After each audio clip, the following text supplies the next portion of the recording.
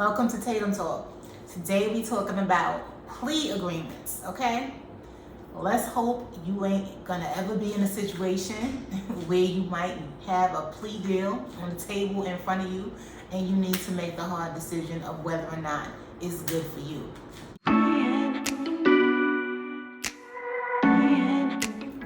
This information may be something that you could pass along to someone else in a situation. Here's what happened with me. First of all, this is not legal advice, okay? I'm not an attorney.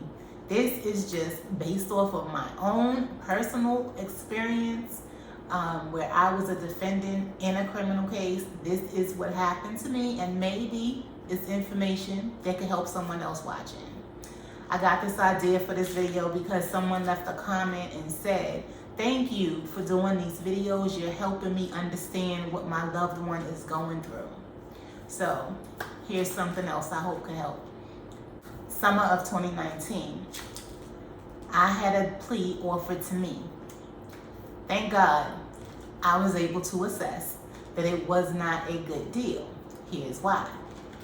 My charge was wire fraud, conspiracy to commit wire fraud, right? This carried up to 20 years. The plea that was offered, so I was on the phone one day with my lawyer and he said, the prosecutor wants to know if you want to take a 2-year mandatory minimum of aggravated identity theft. Oh, hell no! Okay. He'll throw out the other charge, the original charge, replace it with this mandatory minimum of 2 years. I knew that I wasn't going to take that. I didn't have to answer right then.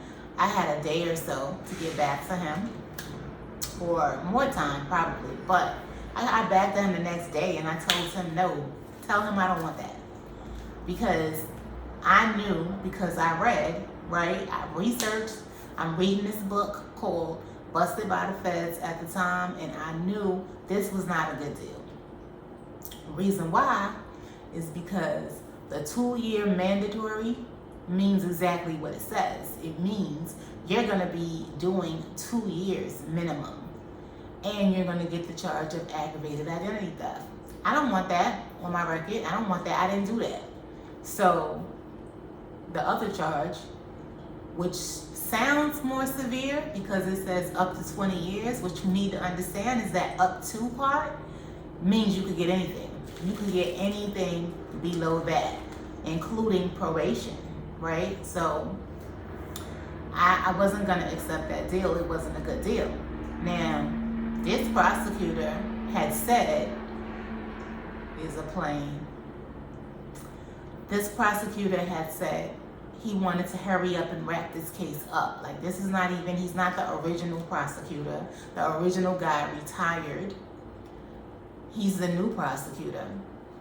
And it came off as though he's doing me a favor. By offering me this plea, it would hurry up and get me sentenced and out the way. But it's not a favor on my behalf. It's really not. You need to assess every deal that comes before you. Chances are the first deal that's offered is not going to be a good deal anyway. But for me, this one wasn't it.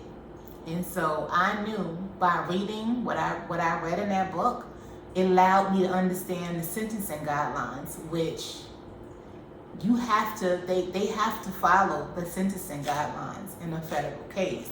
Now, it's up to the judge as to whether or not she wants to go above those guidelines or below it. She could do what she wants to do, or he could do what he wants to do, but more than likely, they follow it, right? So I pretty much knew that I could get less than 2 years. I thought maybe a year and a day. I wound up getting time served with 6 months, but I knew I wasn't nowhere near gonna do the 20, and I knew that the 2 years was a leap also. I didn't think I would get that, so I definitely wasn't about to just take a plea because it sounded good, it sounded less. I knew that for the facts that I knew that it didn't apply to me, it wasn't applicable to my situation. Everybody's situation is different though.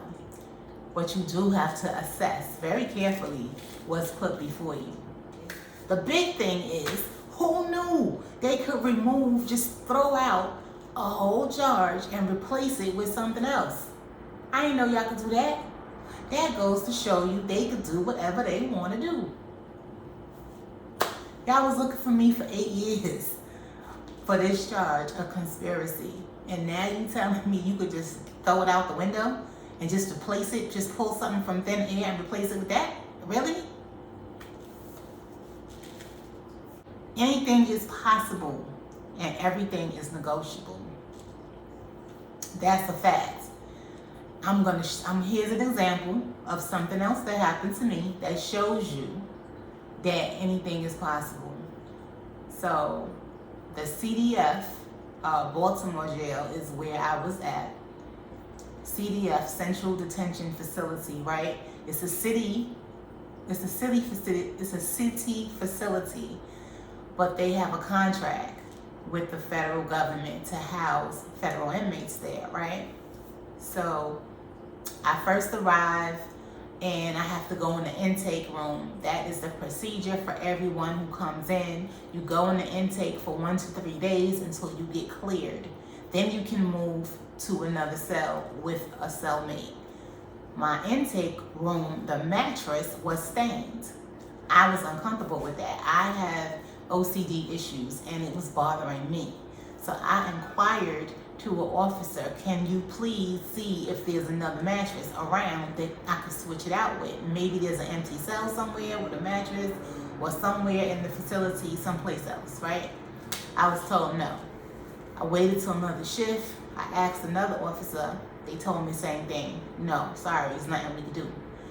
And so I asked even a third person. Even after I came out of intake and went into the cell I was assigned to, I didn't like that mattress either. So I asked again, hey, think I could get another mattress? I don't like mine, it's stained up, it's dirty. So I was told no, and not unless someone leaves, then there'll be extras, but right now there's none. I used to sleep balled up as much as I could or extend my legs but let them hang off the side of the mattress. So uncomfortable all night long. Okay, so about a month passes and this audit week. Now audit week is all about where's the money, right? How is the money being spent and let's account for it. So they have people coming around every day asking different things. Somebody's coming and asking about the medical. Are you getting the medical services? About the food. What's on the menu? Do you eat the food? Somebody's asking about all aspects of the how the day-to-day runs. Now, one day the suits come. So I raise my hand and I ask about my mattress. Hey, my mattress is stained. I asked for a new one. I was told there's none. So he wanted to know. He wanted to see it. So he told the officers that work there, hey, go upstairs, get her mattress, bring it down so I can take a look at it. So they bring it downstairs. He goes off. He looks at it, he looks it down. He's like, I wouldn't sleep on this. Would you sleep on that? No, this is unacceptable. There are bodily fluids on this mattress. It's stained and nobody should have to sleep on this. I don't care if this is jail. He said, you should have new mattresses. If you don't have some in storage, then you need to get some. I don't care where they come from. I don't care if you got to send somebody to Walmart and buy them. I want some new mattresses in here, and I want these replaced and thrown out.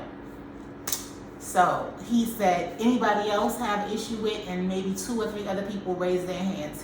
They brought their mattresses down too. Within 2 or 3 hours, a new mattress appeared. Not only that, the very next day, he had people coming around and they were doing, they had a pen and a pad and they were taking notations. They wanted to see the mattresses. They wanted to take pictures of it. So even after he had gone, he still wanted a count and he wanted to see results. He wanted to see the pictures. And it wound up that all the mattresses in the facility got changed. Within over the next month, little by little, everybody's got switched out. And when I left to go to court a couple of weeks later, as I was leaving, going to the transit bus, there was a stack of mattresses outside the building waiting for disposal. So that just goes to show you that anything is possible. And also what I realized is that it aligned. It just happens to line up. What I wanted happened to line up with what the man wanted from audit week that was there for the audit. So what I'm thinking happened, not that I know the other side of the story, but what I assume is probably like they being a contract, having a contract, they have to account for how they're spending the money, right? So he probably was like, Something ain't adding up here. What the money? everything is negotiable.